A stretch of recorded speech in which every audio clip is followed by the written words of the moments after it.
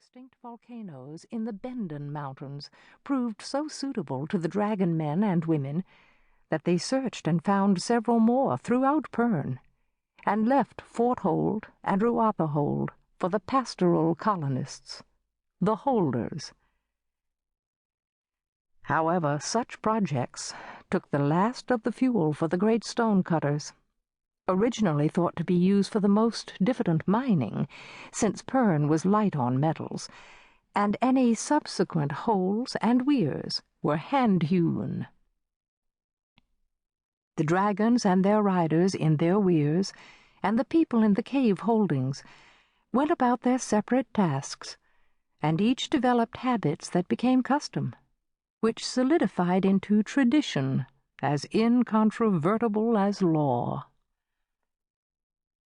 By the third pass of the Red Star, a complicated social, political, and economic structure had developed to deal with the recurrent evil of thread.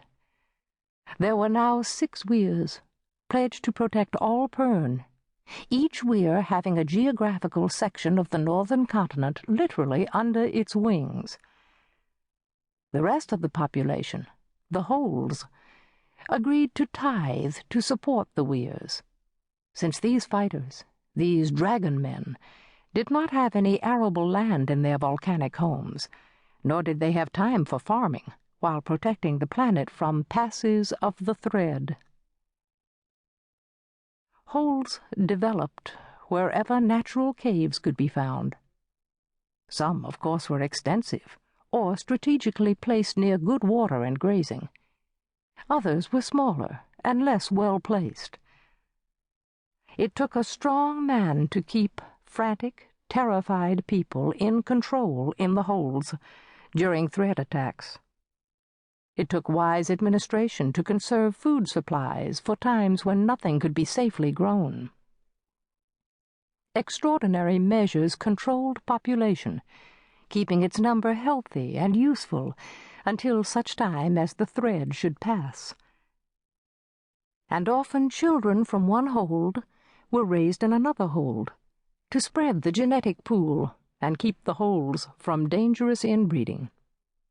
Such a practice was called fostering, and was used in both hold and craft halls, where special skills such as metalworking, animal breeding, farming, fishing, and mining, such as there was, were preserved, so that one Lord Holder could not deny the products of a craft hall situated in his hold to others.